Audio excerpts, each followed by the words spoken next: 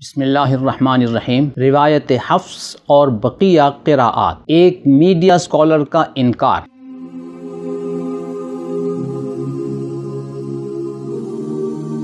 آج کی گفتگو امام سیوطی اور ان کی کتاب الاتقان کے حوالے سے۔ امام جلال الدین سیوطی رحمۃ اللہ علیہ 9ویں اور 10ویں صدی ہجری کے جلیل القدر عالم ہیں۔ ان کی تصنیفات 500 سے متجاوز ہیں جو مختلف علوم و فنون میں ہیں۔ آج بھی ان کی بعض تصنیفات انٹرنیشنل یونیورسٹیوں کے سلیبس میں شامل ہیں۔ آئیے اب گفتگو کے دوسرے حصے کی طرف۔ ہم روایت حفص کے مطابق قرآن کریم کی تلاوت کرتے ہیں۔ 15ویں صدی کے ایک B A pass media scholar کا موقف یہ ہے کہ روایت حفص کے علاوہ بقیہ قراءات قرآن نہیں ہیں۔ موصوف اسکالر نے اپنی کتاب میزان صفحہ 29 پر ایک روایت نقل کی ہے جس میں قرآن کریم کے 7 حروف پر اترنے کا ذکر ہے۔ یہی روایت صحیح بخاری کی حدیث نمبر 2419، 4992، 5041، 6936، 7550 اور صحیح مسلم میں 1899 میں بھی موجود ہے۔ اس روایت کے تناظر میں B A pass media scholar نے جو کچھ کہا پہلے وہ سنیں، پھر ہم خالص علمی بنیادوں پر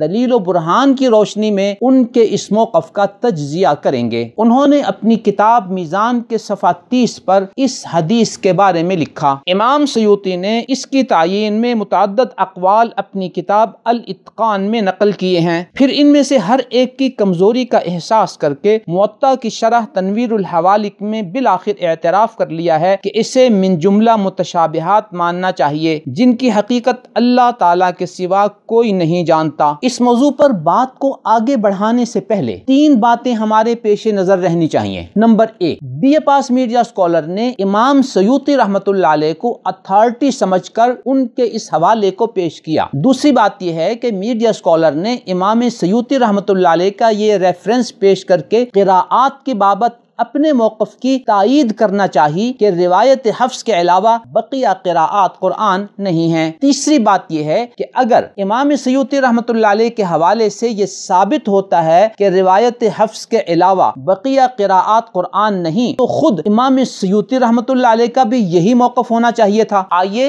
امام سیوطی رحمۃ اللہ علیہ کی اسی کتاب اتقان کے حوالے سے ہم ان کا موقف معلوم کرتے ہیں اور پھر موازنہ کرتے ہیں کہ امام سیوطی کہاں کھڑے ہیں اور یہ میڈیا اسکالر کن کے ساتھ کھڑے ہیں۔ یہاں ہم 5 گزارشات آپ کی خدمت میں پیش کریں گے۔ گزارش نمبر 1، امام سیوطی رحمۃ اللہ علیہ نے جہاں اس روایت کے مختلف معانی نقل کیے ہیں ان سے متصل پہلے اسی کتاب اتقان جلد 1 صفحہ 163 پر اس روایت کے بارے میں یہ ذکر کیا ہے کہ یہ روایت جس میں 7 احرف کا ذکر ہے یہ 21 صحابہ کرام سے منقول ہے اور ابو عبید نے اس کو متواتر روایات میں شمار کیا ہے۔ یوں امام سیوطی رحمۃ اللہ علیہ کا موقف آپ کے سامنے آ گیا، جبکہ اس میڈیا اسکالر نے امام سیوطی رحمۃ اللہ علیہ کے اس تبصرے کو آپ سے چھپایا، بلکہ اس کے بالمقابل انہوں نے اپنی کتاب میزان صفحہ 30 پر اس متواتر روایت کی بابت یہاں تک کہہ دیا کہ یہ ایک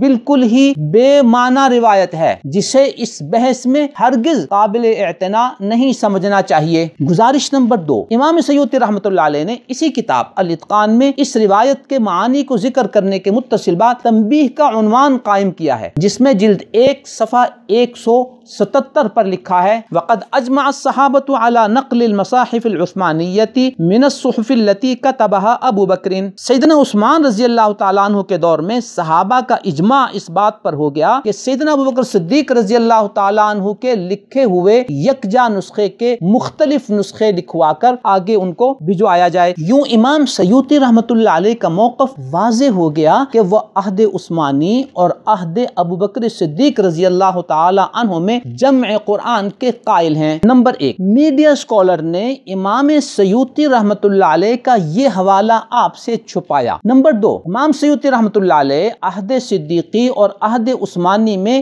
جمع قرآن پر اجماع صحابہ کے قائل ہیں، جبکہ اس کے بالمقابل میڈیا اسکالر نے اپنی کتاب میزان صفحہ 31 پر عہد صدیقی اور عہد عثمانی میں جمع قرآنی کی روایات کو ایک دوسری ہی داستان قرار دیا اور یہاں تک کہہ دیا کہ نہ انہیں قرآن قبول کرتا ہے اور نہ عقل عام ہی کسی طرح ماننے کے لیے تیار ہو سکتی ہے۔ یوں نہ صرف یہ کہ میڈیا اسکالر نے عہد صدیقی اور عہد عثمانی میں جمع قرآن سے متعلق صحیح بخاری کی 6 روایات کا انکار کیا، بلکہ ساتھ ہی ساتھ وہ اس اجماع صحابہ کے انکار کے مرتکب بھی ہو رہے ہیں۔ گزارش نمبر 3، انہی امام سیوطی رحمۃ اللہ علیہ نے اپنی اسی کتاب الاتقان جلد 1 صفحہ 277 پہ لکھا ہے کہ قراءات 7 متواتر ہیں۔ اسی تناظر میں ان کا دوسرا حوالہ ملاحظہ ہو۔ امام سیوطی رحمۃ اللہ علیہ نے اپنی کتاب الاتقان جلد 1 صفحہ 264 پر لکھا ہے کہ متواتر وہ چیز ہوتی ہے کہ جسے اتنی بڑی جماعت نقل کرے کہ جن کا جھوٹ پر جمع ہونا ممکن نہ ہو، ان کی سطح سے لے کر سند کے آخر تک۔ وغالب القراءات کذالک، اور اکثر و بیشتر قراءات جو ہیں وہ اسی متواتر کے قبیل سے ہیں۔ یوں امام سیوطی رحمۃ اللہ علیہ اس روایت کے بارے میں متعدد اقوال ذکر کرنے کے باوجود ان قراءات کو متواتر شمار کرتے ہیں، جبکہ اس کے بالمقابل آپ نے مستشرقین کی طرح اس روایت میں تشکیک پیدا کرنے کی کوشش کی اور خود امام سیوطی رحمۃ اللہ علیہ کے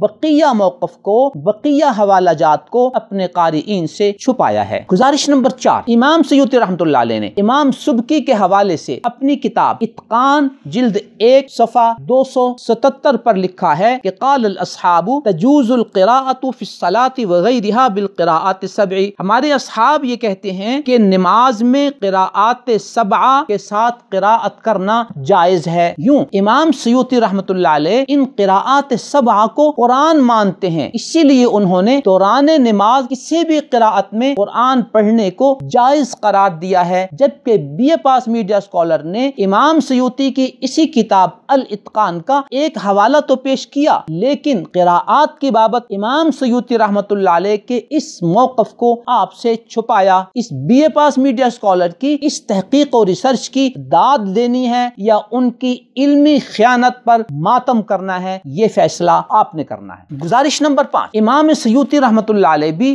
بقیہ امت مسلمہ کی طرح قراءات 7 کو قرآن تسلیم کرتے ہیں۔ اس کا مزید اندازہ آپ اس بات سے لگائیں کہ قراءات کے مشہور عالم امام شاطبی رحمۃ اللہ علیہ نے 1173 اشعار میں قراءات 7 کو منظوم کیا ہے۔ علم قراءات میں اس منظوم متن کو بڑی اہمیت حاصل ہے اور عالمی یونیورسٹیوں میں قراءات کے طلبہ اس متن کو زبانی یاد کرتے ہیں اور یہ کتاب ان کے سلیبس میں شامل ہے۔ امام سیوطی رحمۃ اللہ علیہ نے امام شاطبی کے اس متن کی مفصل شرح لکھی ہے جو کہ شرح شاطبیہ کے عنوان سے متعارف ہے۔ یوں امام سیوطی رحمۃ اللہ علیہ قراءات 7 کے معترف ہی نہیں بلکہ اس علم کے بہت بڑے امام اور اس کی تشریح و ترویج کے علم بردار بھی ہیں، جبکہ ان کے برعکس 180 ڈگری کے زاویے پر یہ میڈیا اسکالر ہیں جو کہ قراءات کے منکر ہیں اور وہ انہیں قرآن تسلیم نہیں کرتے۔ یہی وجہ ہے کہ انہوں نے امام سیوطی رحمۃ اللہ علیہ کی اس کتاب کے تذکرے کو بھی آپ سے چھپایا۔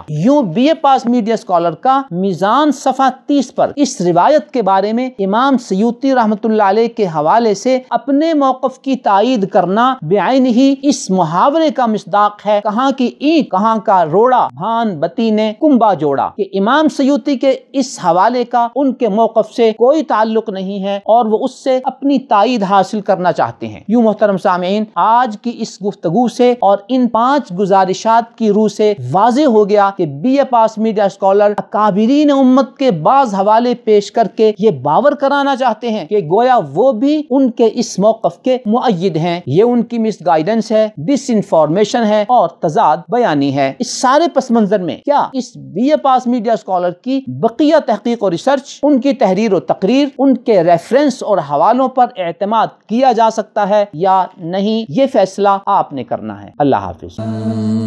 نظروا للطيبة ونور طه يسطعون